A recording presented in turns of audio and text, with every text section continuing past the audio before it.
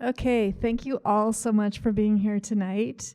I know this is a topic that many of us are very interested in, and we are so lucky to have nationally and internationally renowned expert on this topic. So I am going to introduce Dennis Arjo, who received his PhD in philosophy from the University of California, Santa Barbara, after completing a master's degree in philosophy at the University of Colorado Boulder and a BA in philosophy at the University of California, Santa Cruz. He's currently a professor of philosophy and chair of the Department of Philosophy and Religion. He works in the areas of philosophy of education, comparative philosophy, and political philosophy. I've come to learn we have an affinity for chickens and goats. I guess so. Yeah, so very glad to introduce Dennis tonight to speak about this really timely and important topic. So thank you so much. Okay, well,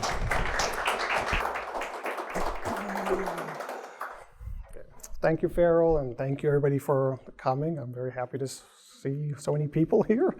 Large amount of people say they would love to come, but they couldn't make it. They want to watch the video, so I was thinking, well, it's going to be everybody, but apparently not. So thank you for coming. Thank you for the College Scholar Program and Committee.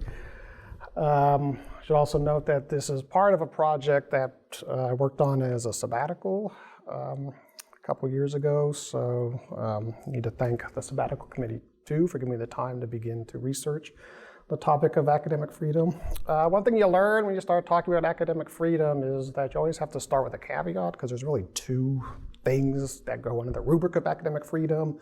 One has to do with constitutional law and questions of whether something like academic freedom as it's come to be understood is protected under the First Amendment. That is not what I'll be talking about. I'm not a lawyer, I'm not a legal scholar. I'll be talking mostly about academic freedom as an academic norm, something that is embraced pretty universally across the academic world, often incorporated into contracts so that it comes to have the force of law, but even absent that, a set of principles that most colleges and universities in the US, which would be my main focus, would at least say they endorse and enforce in their policies and practices.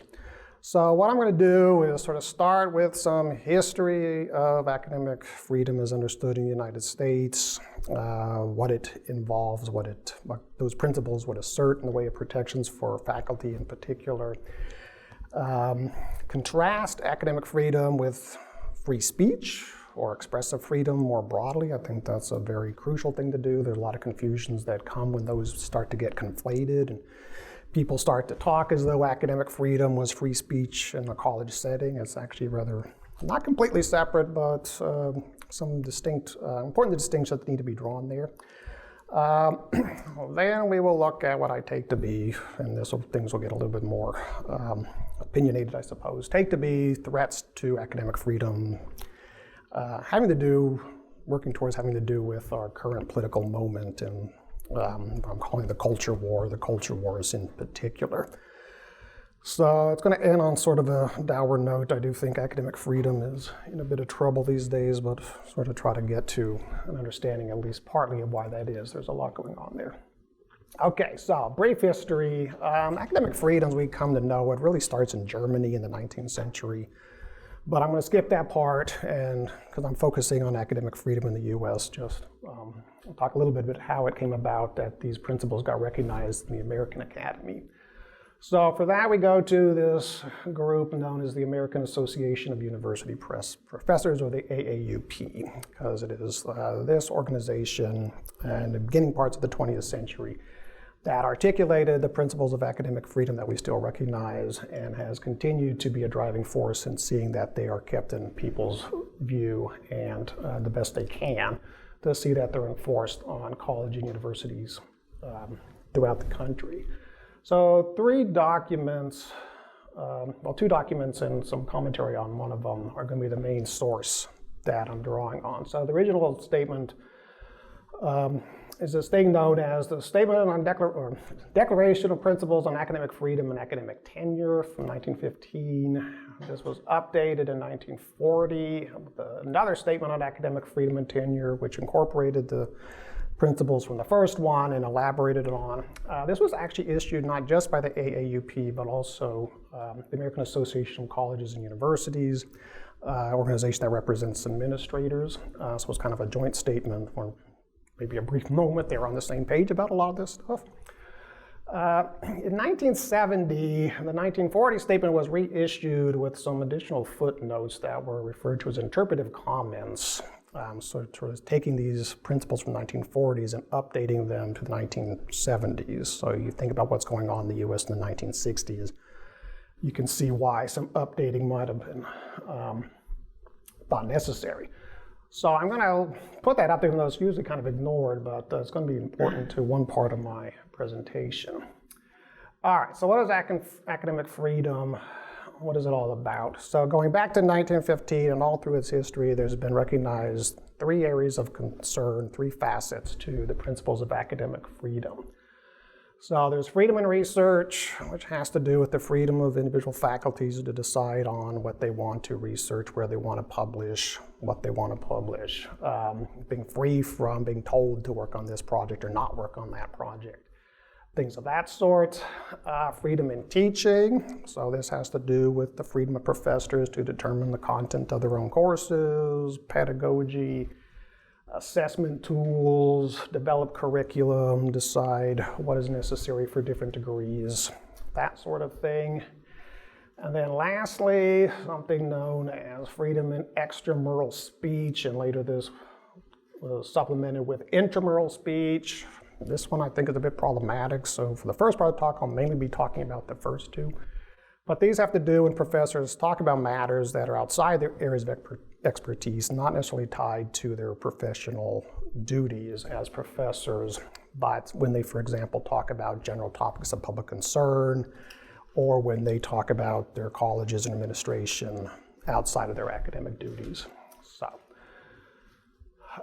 So the basic idea is that in all these areas, professors ought to enjoy some special freedoms that kind of distinguish their ability to do their job from what more typical employees are able to do, where their job duties are pretty carefully prescribed by those above them. So why should there be these freedoms? Why is this even important? What's the justification for this thing we call academic freedom? All right, so the traditional justification, which for the first 2 facets I think still works quite well, has to do with the broad understanding of what colleges and universities are for. What are their aim? What are their fundamental mission?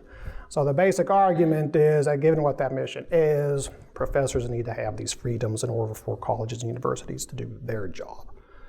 So, quote from the 1940 statement, institutions of higher education are conducted for the common good, and not to further the interest of either the individual teacher or the institution as a whole. So we fund these things in public universities and the colleges. We think it's great to have higher education because it does society as a whole some kind of a good. So that good depends on the free search for truth and its free exposition. So what this is saying is that universities and colleges do their job when they further the pursuit of truth, when they allow for the dissemination of knowledge to new generations through teaching, and when they create experts in fields that go on to benefit the population as a whole by creating doctors and lawyers and teachers and so on, engineers. So the move here is to say in order for colleges and universities to do this, professors need to be reasonably free from interference from non-academic forces, so politicians and activists and business interests, donors, administrators, things of that sort. Why is this important? Well, the thinking is that pursuing truth, disseminating knowledge, often involves new ideas that might offend the sensibilities of people who are not experts in the field. People are resistant to new ideas. If we allow these outside forces to interfere with the academic mission, they're just going to become a barrier to the institution being able to do what it's there to do. So even though a book a professor publishes might upset this contingent of the population or that, or upset this politician, right? The thinking is this should have no bearing on the legitimacy and importance of the work. So that's the general spirit of it. So why invest this authority to make decisions regarding research, curriculum development, and so on in professors? Well, because they have the training, they have the expertise to make these decisions. They know what they're doing, and these other folks may not. So that's what we like to believe. All right. Now, very importantly, given this justification for academic freedom, it turns out academic freedom does have some limits. It does have constraints. It's not licensed to run amok in the classroom or any place else. So, in order to fall under the protection of the principles of academic freedom, it's generally agreed that research instruction has to meet some basic requirements. So specifically, it has to reflect and respect accepted academic norms, right? So no plagiarism, no falsifying data, none of that. And it also has to respect and reflect disciplinary standards. So chemists get to decide what good chemistry looks like, and if you want to publish in a chemistry journal or get funding in your chemistry lab, you have to be doing what chemists more broadly recognize as real chemistry. If you're appealing to magic or something, that probably doesn't count. So it also has to be reasonably good chemistry. So there are minimal standards of competence that are also required. If what you're presenting is just bad, academic freedom is not going to come to your rescue. So if I submit a paper to the journal Ethics, which has a rejection rate of like 93% or something, they tell me they're not going to publish my paper, I can't scream my academic freedom has been violated if I get the reviewer reports back and they say, our judge has no idea what he's talking about. Right, that's on me. That's not a violation of my academic freedom. So this is very important because it really suggests that we should not necessarily think of academic freedom as a list of rights that professors have. It's really closer to privileges professors get by occupying a certain role within this broader institution. And it's only insofar as professors doing things within that role, teaching and research, that lives up to these academic norms and disciplinary standards, that academic freedom is applicable. So we don't get academic freedom because we have PhDs. We don't get academic freedom because we're smart. We don't get academic freedom because we're cool. We get academic freedom because we're playing a certain role within this broader institution. So a nice quote by Robert Post: if you're going to do research in academic freedom, one of the most prominent and powerful voices in that literature, very clear thinker. He's a professor of law at Yale. So he says, the function of academic freedom is not to liberate professors from all forms of institutional regulation, but to ensure the faculty within the university are free to engage in the professionally competent forms of inquiry and teaching that are necessary for the realization of the social purposes of the university. So it's really an institutional set of norms and principles, not something that in the first instance adheres to individuals. There's rankles. Some people don't like this reading of academic freedom. They do see academic freedom as more rights of individuals, but I tend to go with Post on this point. All right.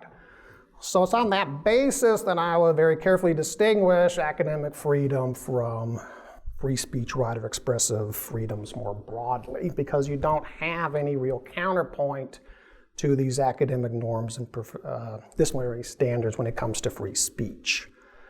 Think of free speech as a constitutional protection. Well, it applies to everybody and everybody equally, and it does not matter that you know what you're talking about, that you have some expertise in the field that you're spouting off on Twitter. For those purposes, all speech is pretty much equal. I mean, not entirely. You got laws against defamation and giving away state secrets and that kind of stuff. But by and large, aside from those exceptions, anything goes. So ill-informed, incompetent speech, protected by the First Amendment, protected by principles of free speech, not protected by academic freedom. So there's a fundamental difference here. So this is going to have a lot of ramifications, as we'll see. All right, so to get a bit more specific, and this is when things start to get down to cases, this is where controversy starts to arise.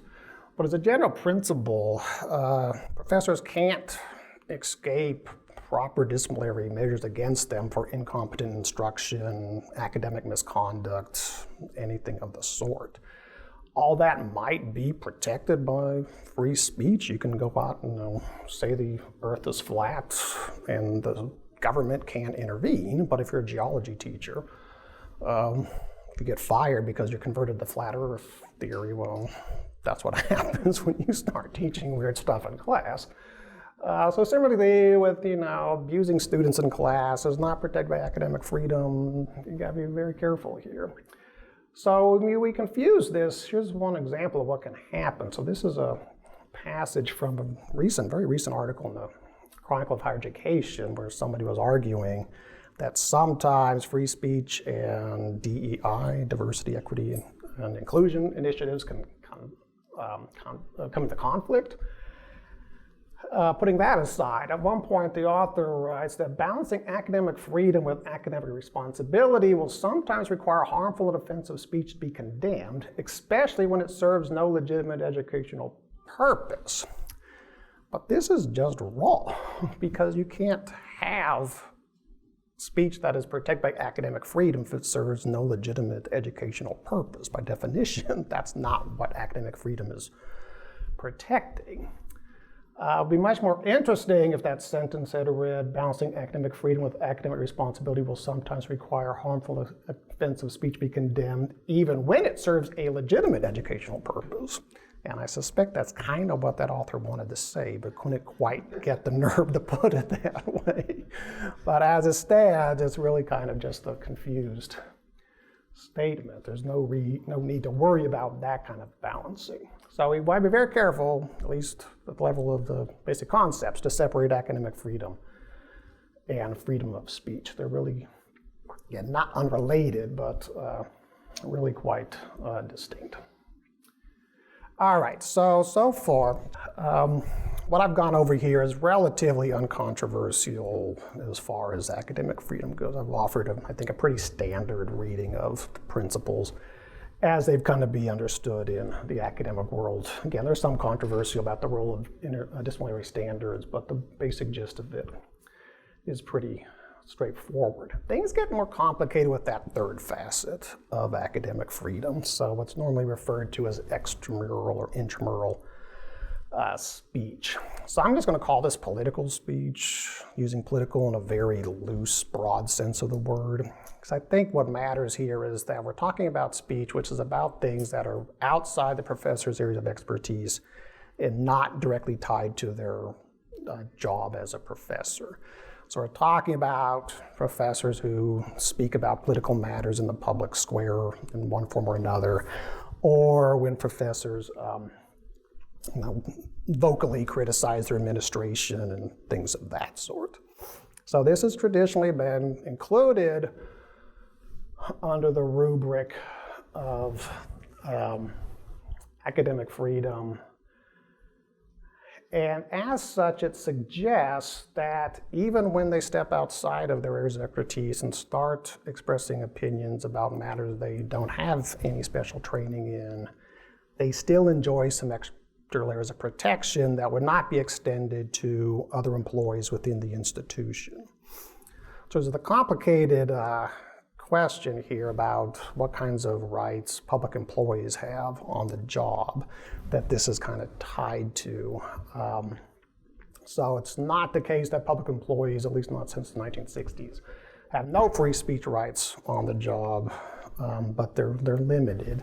They can get in trouble for things they say outside their job on political matters if it embarrasses the institution and things of that sort. So the suggestion is that whatever level of protection public employees enjoy in general, professors have a bit more because of academic freedom. So that's what this is suggesting. I think maybe this is starting to get into more controversial waters. It's kind of hard to say why professors should have this. So I'm going to go through a couple of the standard defenses of this and suggest they're a little bit wanting, and go back to the 1970 commentaries about this part of academic freedom and suggest that, well, it made sense at the time. It's in our current political climate becoming a bit of an issue. amplified by social media, which is where a lot of professors want to express their political views. So the results are not always very salutary, to say the least. Sorry. It also turns out, if this is the most controversial part of academic freedom, it's also the most common source of conflict. People get in trouble in this area much more often than by teaching something weird in the classroom or by publishing something in an obscure academic journal no one reads anyways. So people mouthing off on Twitter has become kind of the paradigm case of professors getting in trouble about academic freedom. So I'll focus a bit on this.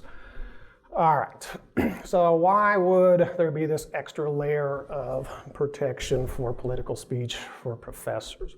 So originally, if you go back to the 1950 statement, this had to do with a rather romantic image of professors as public intellectuals who could use their learning and their refinement to better the society as a whole, effectively by acting as teachers even outside the classroom. So they could write editorials, they could write popular pieces, and maybe if they're sort of going beyond their level of expertise, they can still be, teaching people how to think better or give them a little lesson in history or what have you.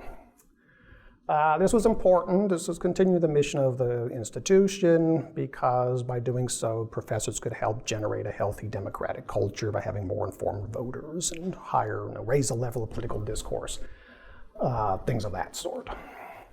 So this was the rationale then for why professors deserve this extra layer of protection for their political speech. And we have to play this role of public intellectuals.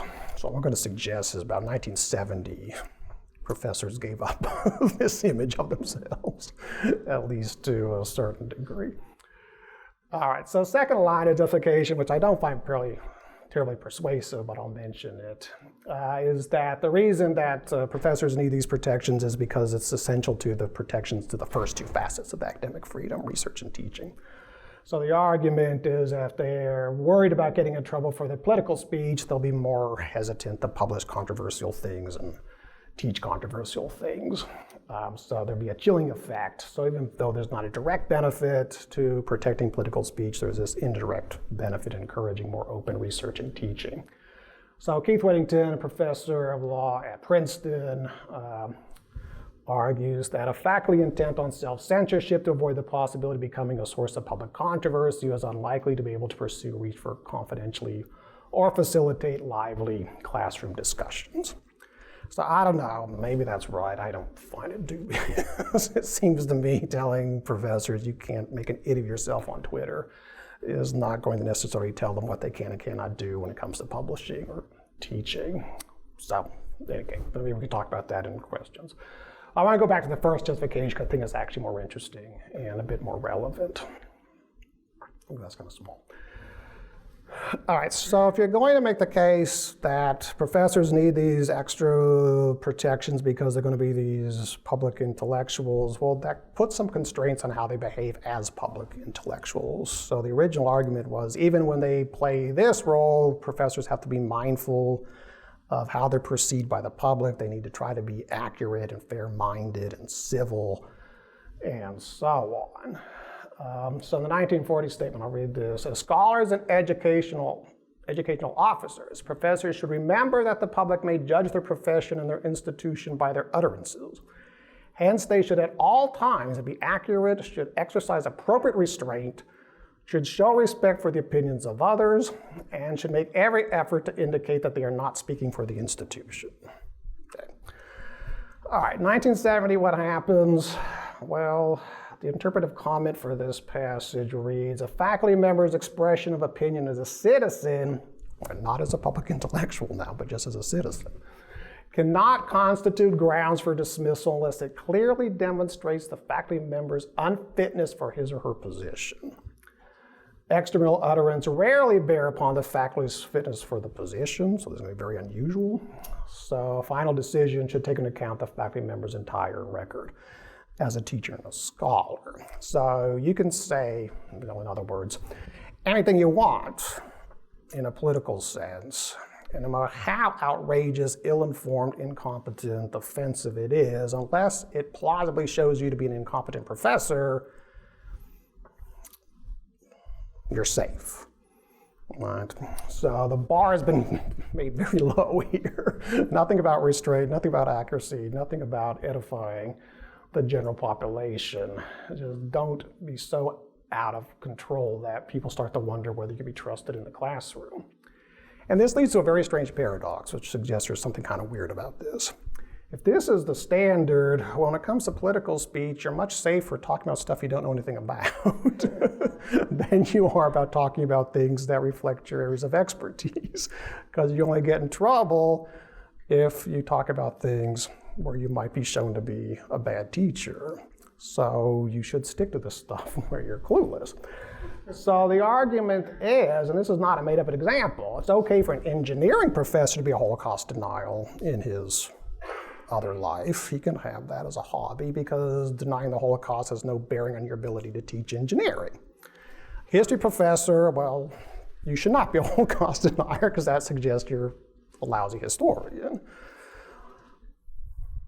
So I don't know, that seems a little odd that academic freedom protects incompetent speech now more than it does competent speech.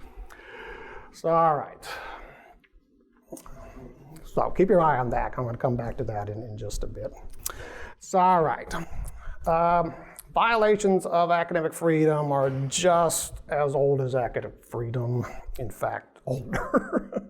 So one of the most notorious, arguably, violations of academic freedom predate the 1950s statement and had a lot to do with the formation of the AAUP in the first place. So this was the case of Edward Ross in Stanford University from 1901.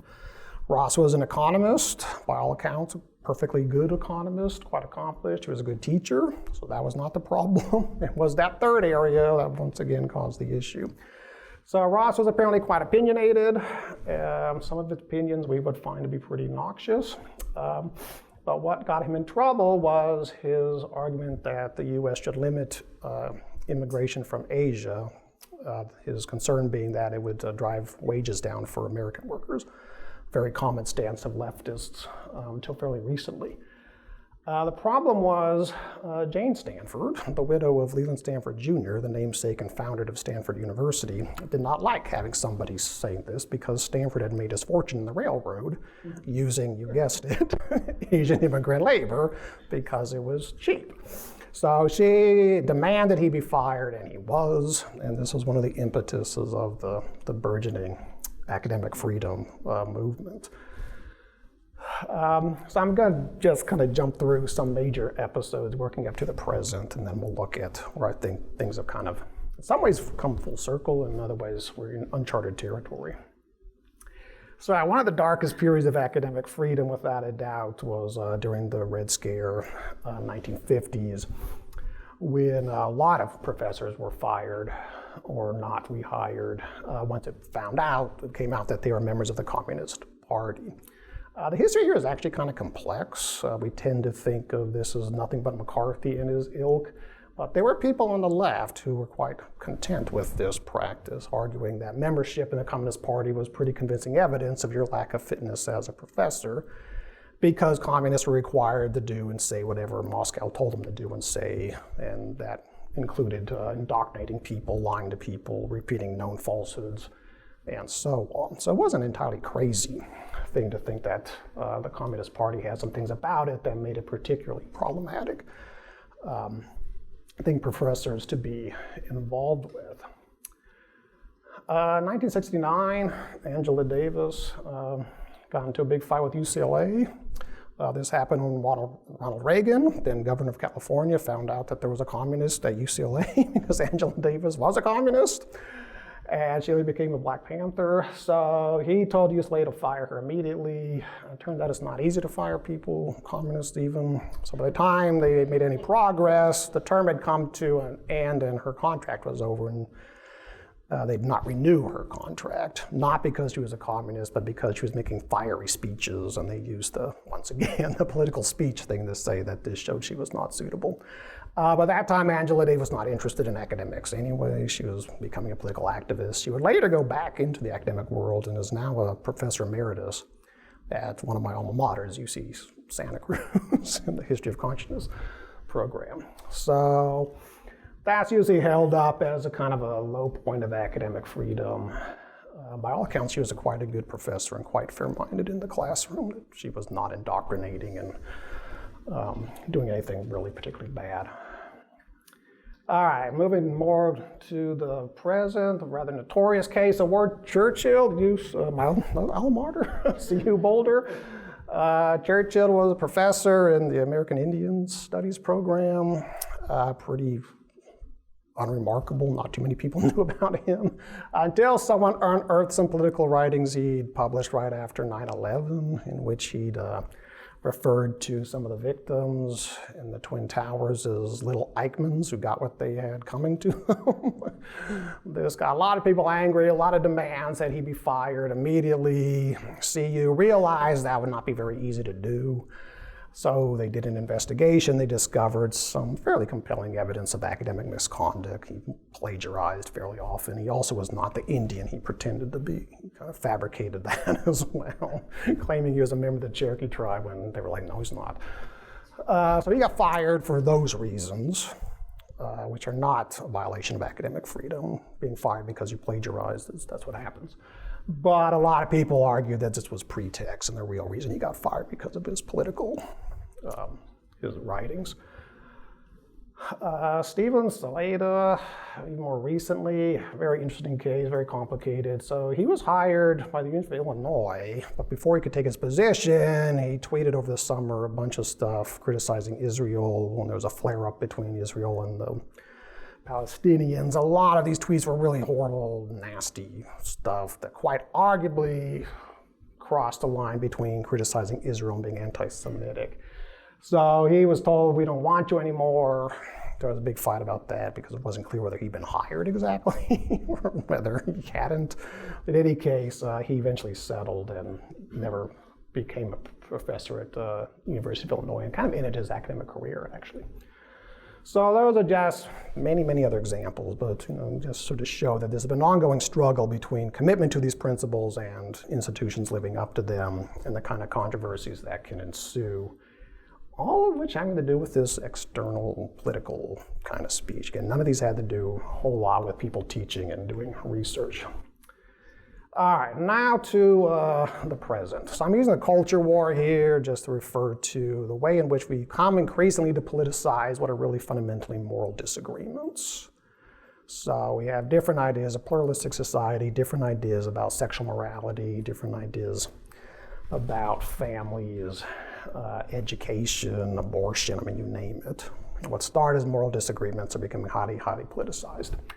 So this is having, I think, a rather untoward effect on the academic world in a lot of ways, but it's also starting to complicate things rather seriously when it comes to academic freedom. So I would argue that as our political differences intensify, as we kind of separate into groups that see our opponents as enemies and not people with whom we have reasonable disagreements, we're starting to see, and have been for a while now, attacks on academic freedom from both sides of the political aisle.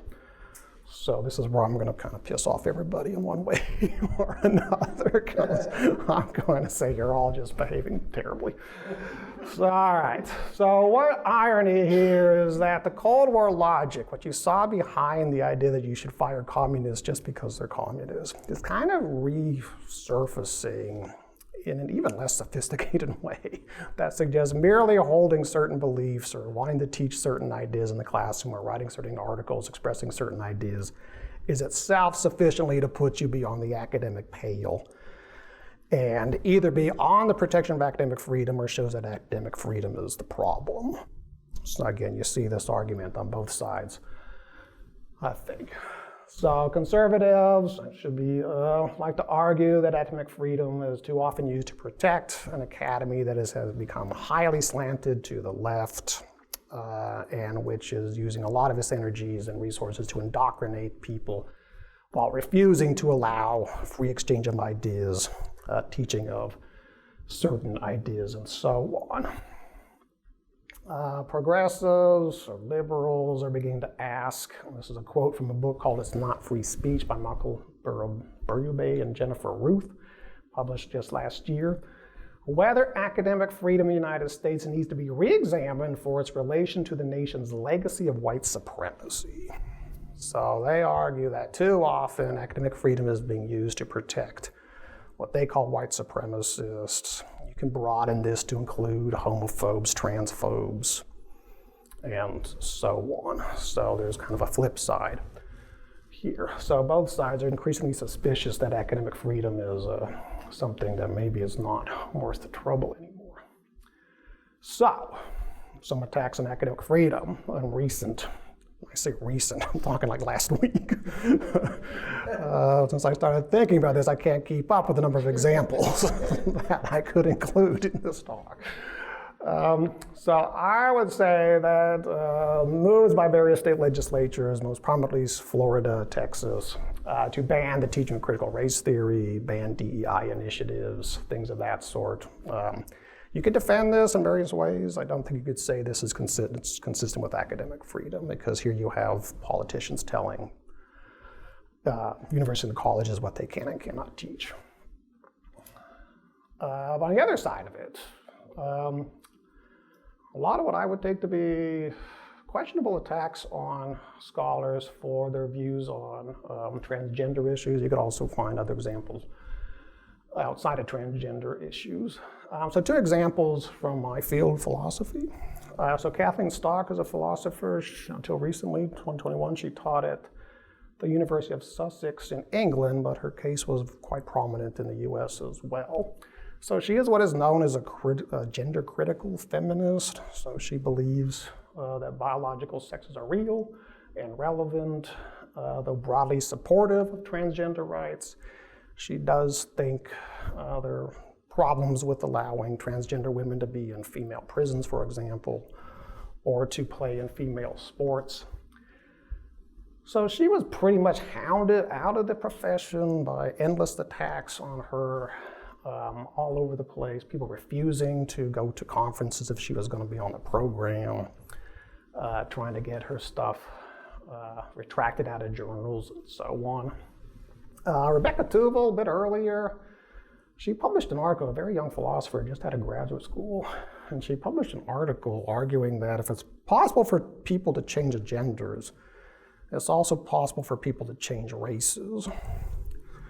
To say that this did not sit well would be an understatement. So she was also just savagely attacked online, and people making threats against her. Her own dissertation advisor turned on her publicly. She stuck it out. I met her a few years ago, and she's doing fine, and she hasn't backed down. So I think part of the animus against her work is people thought because it's not possible to switch races, she must be arguing it's not possible to switch genders, but she's actually going the other way. She does think it's possible to switch races. When I met her, she was giving a paper on whether it's okay for white people to have dreadlocks. That's the kind of stuff she gets into. So very controversial, but I think the reaction to her paper was beyond what we should expect in academic disagreements. And most of the attacks were not based on the quality of her scholarship. It was based on what she was in fact defending. So that's why I think it's pretty inconsistent with academic freedom. All right, another source of concern. This does get into teaching rather than political matters. Both Tuvel and Stock are pretty political as well as writing controversial things. A recent controversy in Hamline University, so this was just a couple months ago, where an art history professor did not have her contract renewed. She was an adjunct because she showed an image of the Prophet Muhammad in her class from the 16th century, a classic work of art. And this offended a Muslim student who complained to the administration, who sided with the student and said the image should never have been shown and academic freedom should have given way to the student's sensibilities. So again, you can defend that decision, and to this day, the president who just resigned has defended the decision, but she also tries to claim it's consistent with academic freedom. I just don't think you could get both those things in one place. Something has got to give there. So, all right. So, last little bit of this puzzle, going back to this question more explicitly of political speech. I'm My sense is that the more professors are willing to play culture warrior and jump into this business, particularly when they use social media, the more difficult it's beginning to be, at least for me, to defend any of this using academic freedom. I think they're giving up too much of the scholarly commitment they're making. So just a few examples. Again, examples are beyond measure. I'm counting here. So a few years ago when Barbara Bush died, an English professor at Cal State University, I forget which one now, but she tweeted, it's often Twitter that gets people in trouble. So Barbara Bush was a generous and smart and amazing racist who, along with her husband, raised a war criminal. And she added, for good measure, I'm happy the witch is dead. All right, so this is pretty insensitive. Someone just died. A lot of people looked up to Barbara Bush and thought she was a great person. Maybe there's legitimate criticisms of her, certainly of George W. Bush as president, but at the very best, this is insensitive. And it's also just not much of a contribution to anything. This is not furthering a political debate. This is not justifying anything in particular. It's just kind of nasty. So probably no one would have noticed her, except I think Fox News got onto this and amplified it, and there was a huge petition to get her fired. And Kelly Fullerton, to their credit, I think, did not act. We can't do this. Then there's Amy Wax. Where do you begin with Amy Wax? So Amy Wax is a professor of law at Penn State. To say that she is controversial is to put it mildly. She's argued about immigration and made some claims. I'll put them up and you can decide for yourself. That a lot of people find patently racist. A lot of people would like to see her go. Penn State is currently investigating her, and we'll see what happens. This is not the worst of what she said. So clearly she is a lightning rod, and she's very much a deliberate provocateur. She's not trying to be subtle or careful when she makes these kind of comments. So last one, this one just happened like days ago. So this was a response to what happened at Stanford. So the Federal Society, the Stanford Law School, invited a judge to give a speech, and he was more or less shouted down by students who perceive him as being homophobic and racist. So Shaviro, professor of English at Wayne State University, apparently trying to make the point that shouting people down is not a good strategy for leftists because it tends to discredit them and sort of encourage conservatives to do this more often. So people think the Federal Society just does this kind of stuff for fun. So he argued in a Facebook post that it's better just to kill these speakers rather than to shout them down because it's more effective. All right, so he's on leave. He's been suspended while they investigate whether this amounts to a credible criminal threat, which it doesn't. But clearly, again, not contributing much of value to the discussion, to say the least. All right, so I think he does get a prize for being both an enemy of academic freedom in that statement, but also becoming a victim of violation of academic freedom and being suspended for his extramural speech. All right, so with all these cases, there's lots. There's really two questions. All right, one is, can you fire people for this stuff or otherwise discipline them, kind of legally speaking, which is always the first question. But secondly, the one I'm more interested in is this stuff really what we want to claim is protected by academic freedom? Is this really somehow contributing to the general discourse in such a way that professors making these kinds of claims deserve some kind of special protection? All right, so the legal question's complicated. This is protected speech constitutionally, right? As long as it's not obscene or threatening or inciting violence in a media case, it's going to be protected, but it would have to be weighed against the institution's legitimate interest in being effective and efficient. So if the college could make the case that keeping Amy Wax around is just making it impossible for the law school to do its business, that could outweigh her First Amendment rights, is kind of the idea. But it's less clear, at least to me, that these ought to be at least protected by the principle of academic freedom. So here there are two ideas. So according to the current standard, the question is, do these kinds of comments cast legitimate doubts on the professor's ability to teach and do competent research? And that's a hard thing to answer. right? Probably the Barbara Bush tweet is not going to prove that this person cannot be trusted to teach Republican students or conservative students. You could look at her record and there's no complaints about her on that score. You could probably argue that it doesn't rise to that level. Again, Amy Wax is kind of more complicated. I'm not sure about the last guy. But to circle back to the question I posed earlier, is that really where we want the bar to be? I'm not suggesting professors should not have First Amendment rights. They certainly deserve as much rights as any other public employee to run off the mouth on Twitter, certainly not less.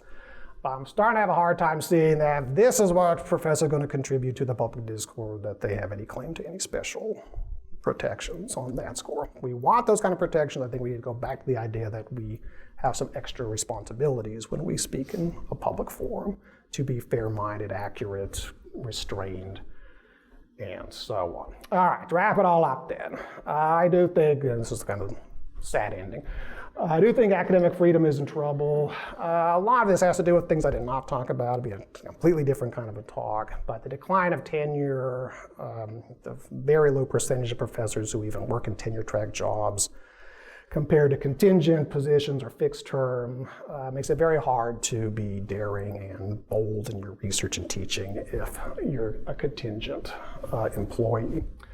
But putting that aside, I do think the politicization, the culture war stuff is having a pretty bad effect as well.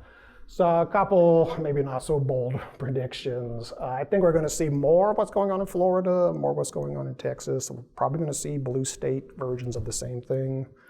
From the other direction, I think we're going to continue to see less tolerance of controversial ideas being discussed in classrooms and journals, more of these flare-ups just because someone said something that someone else finds offensive. And I do think the days where professors can claim special protection for their political speech becoming pretty precarious. Thank you.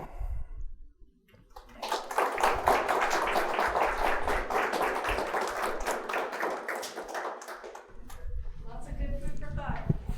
Yeah, you want the microphone? Oh, thank you. I guess, do professors have any responsibility to the institutions which they serve? I think so, yeah. I mean, in terms of academic freedom, I mean, clearly the fundamental responsibility is to do the job you're hired to do and do it well, and that is serving the institution. I think in our broader public lives, if people choose to go that route, if we publish in sort of more general audience kinds of places, you know, it's always important to say I speak as an individual, not on behalf of JCCC, clearly. But I do think it's also unrealistic to think that anybody who's going to realize you are a professor at JCC is not going to take your comments to reflect on the college as a whole. So I don't think that should lead anybody to be afraid to voice any particular opinion, but I do think it should raise some awareness of how you go about it might reflect on the institution as a whole. I find it frustrating when professors show themselves to be no more capable of civilized or civil discourse, well-reasoned arguments than Twitter trolls.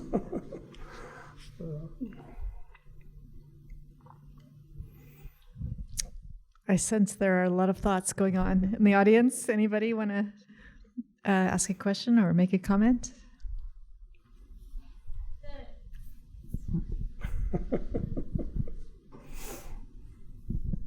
I may be a little confused. The art professor that was fired for showing that painting, I'm assuming it was part of the curriculum? Yes. And it was only because a student was offended? Yes. So the version that's been out there is that the professor is a class on Islamic art, and she had put in the syllabus that there will be images of the Prophet shown. If you don't want to see that, you don't have to see it. It's an online class. You can turn your camera off for that part. Somehow this student either didn't read that or was somehow unaware and was surprised to suddenly be shown an image of the Prophet and complained to the administration. That seems like a complete breach of academic freedom Yes. too. Yeah. That one- So how is that? Yeah. Not too many people were sympathetic to the college, but some people were. here. And they got sucked into this debate about DEI, which why in the Chronicle there's been a back and forth about whether academic freedom and DEI initiatives have some fundamental tension. I don't think that's well posed, because DEI is a very complex thing. It can mean very different things. But there is a voice out there arguing that the sensibilities of students should trump academic freedom. That is, what you're doing is offending at least certain types of students from historically marginalized populations. Then those sensibilities should trump the academic freedom of professors. Interesting.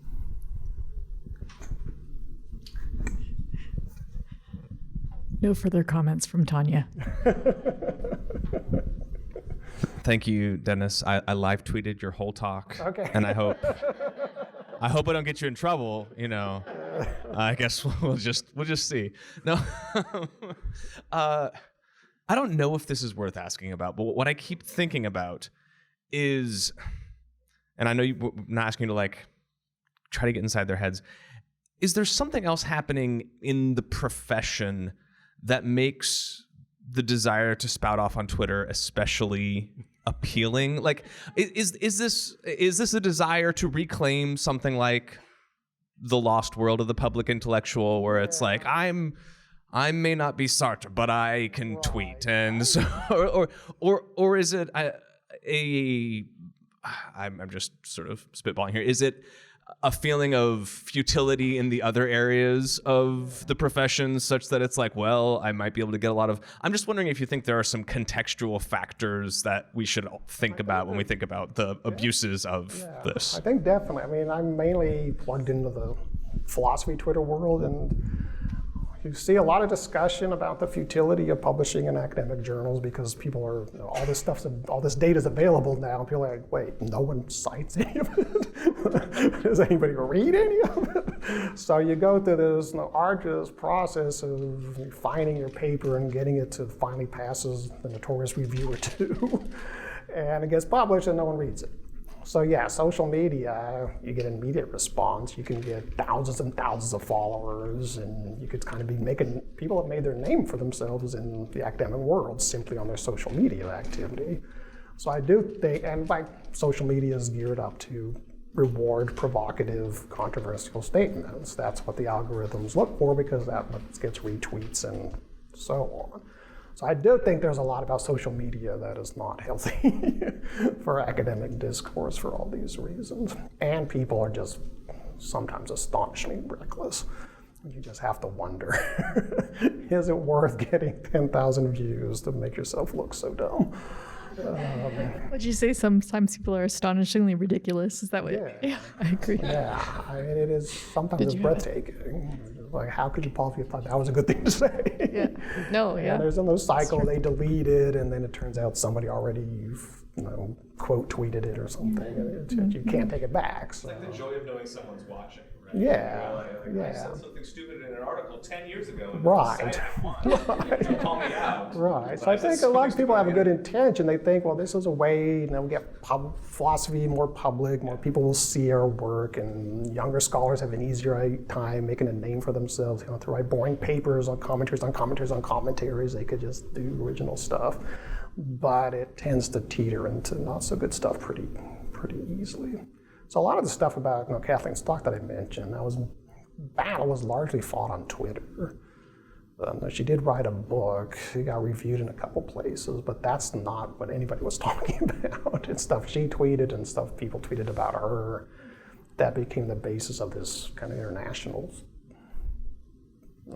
controversy over one person's thoughts on one issue, or that she eventually just gave up and quit.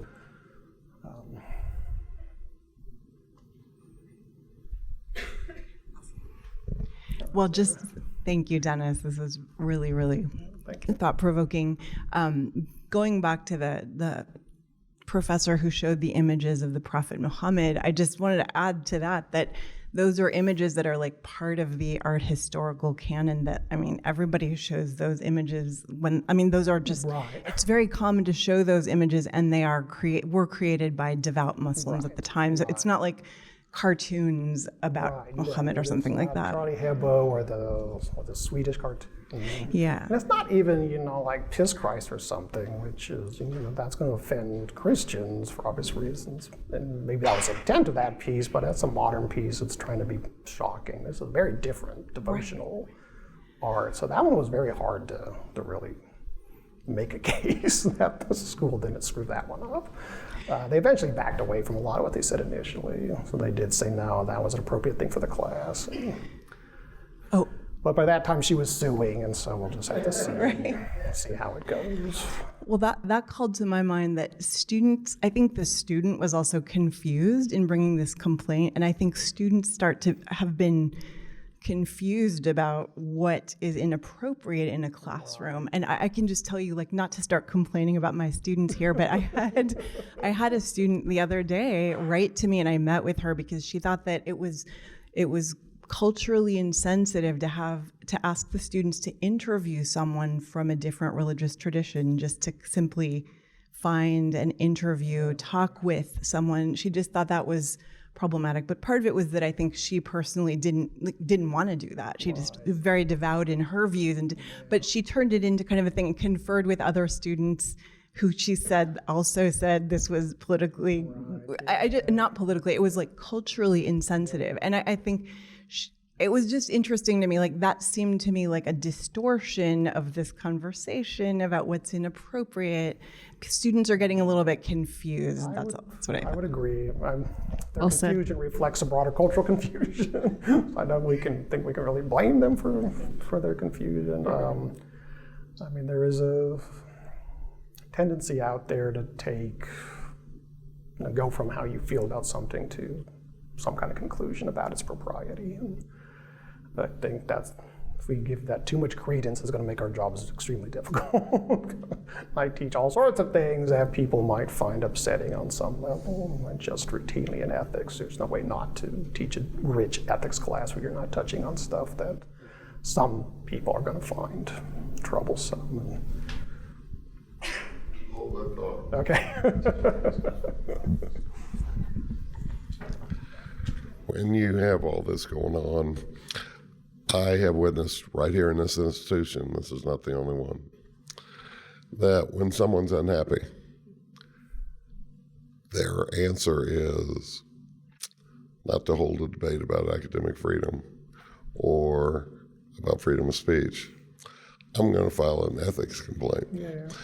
Our ethics point is overflowing with tons of this. So since we have the ethics professor here, where does it cross the line of unethical verbiage? Well, I don't know. I mean, I think, start with Holocaust denier? Well, okay, so people throw around words like harassment. They throw around words like hostile environment, threatening. So we have legal standards for all those things. So we could certainly start with that. If it's not targeting a specific person, it can't be a threat. If it's not, targeting a specific person, it's hard to say that it's creating a hostile work environment if you look at what those laws say about those sorts of things. But ultimately, we don't want to have to rely on the law. We need a culture in which people are comfortable, at least reasonably comfortable with open disagreement about contentious, complicated issues. I'll go into retirement thinking that's really what is necessary for higher education to function. So disagreement leads to feelings. Nobody likes to be told they're wrong. No one likes to be told that what they're arguing is doesn't make any sense, or their political views are evil and whatever. So when you have open debate about these things, feelings are going to arise, passions are going to be engaged. It might get heated. I've been in philosophy conferences where philosophers start yelling at each other, and afterwards they go have a beer and laugh about it. So I'm not like the kind of person who thinks any kind of raucous exchange of views is somehow a sign that things have gone wrong. But there's got to be a point at which everybody is okay with that and realize that attacks on ideas are not the same as attacks on persons. that religion is a realistic, reasonable thing to criticize and look at critically, but that cuts both ways. You can't just say this religion is a fair target, but not that religion. So on all that, yeah, you're not going to legislate that. You're not going to get that out of case law. You're not going to get that out of Title IX or Title VII. That's going to have to be an institutional culture that fosters that. And how do you create that when it's gone? I don't know. So I think we're losing something pretty valuable. Yeah, I think that's a really interesting point, that a culture where we can disagree and Again, there are limits. still function. I do think attacks on persons that rise level of harassment or threats are clearly out of line. A class in which we're going to criticize these views, but these views are not okay, and you people who don't like it are just going to have to toughen up. That's not okay. That's biased. So we do need to be cognizant of those kinds of things.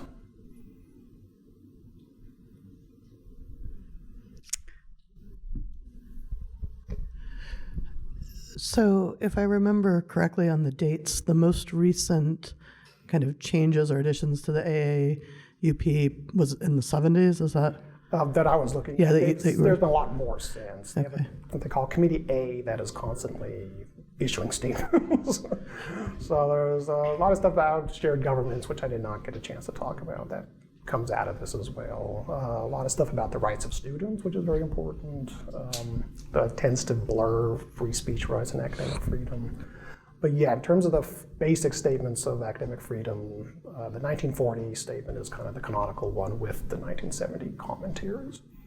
So based on your research and the work you've been doing, do you think that this is something that needs to be revisited and revised? And do you have a direction that you would argue for doing that? Yes, I'm arguing for kind of reactionary mode to sort of reassert the idea that when they're public-facing work, professors should hold themselves accountable to higher standards of civility and being accurate and fair-minded and so on. The AUP has been pretty good, I think, in terms of continuing to endorse and defend the idea that open exchange of ideas is part of academic life and needs to be protected. So I think by and large the principles are, first two facets are still quite relevant. I think the defense, I mean, it's kind of big, tricky.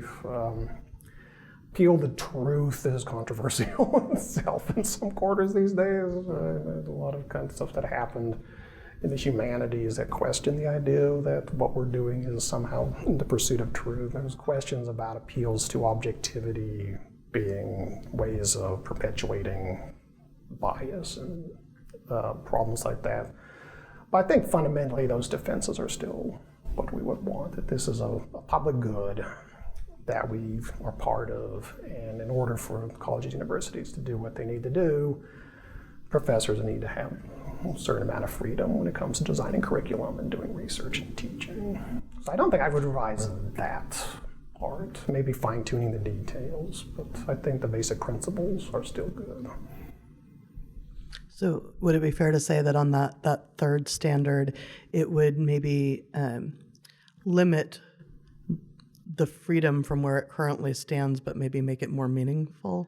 What I would say is that, I mean, I don't think it would have much material impact, because you get in trouble for tweeting something outrageous. Legally, your defense is going to be First Amendment. It's probably not going to be academic freedom, because it's not clear there's an academic freedom legal right. There's debate about that. Different courts have decided different things. But what I would say is that I'm not convinced now that professors are really needing any more protection than any public employee, but certainly not less. So I do think in general that people, I like free speech, so I do think that public employees should be able to speak on political matters with impunity, unless what they're doing is really clearly undermining the operations of the institution or showing that they can't do their job. But that would be the same standard I think professors should be held up as well. So I generally do not think people should get in trouble for tweeting stupid stuff. I think that's not very, certainly not use the resources an institution's going to have to expend to fire somebody for that, because it's going to go to there's going to be a suit. It's going to be expensive, and they'll probably lose. Unless it's egregious, ignore it, would be my suggestion. One argument that's been made is that it's important that administration do not get involved with policing social media, because if they do, they become responsible for it. If they say we give people permission to say this or not, then if someone says it, now the institution has a responsibility to do something. If they say, we can't stop these people, they do whatever they want on Twitter, we can't help it, then they're not liable for what people say. So it's actually in their interest to not try to police social media too heavy-handedly. So we have a social media policy. You're not supposed to use social media in ways that embarrasses the college and things of that sort. In theory, that could come into conflict with academic freedom as traditionally understood.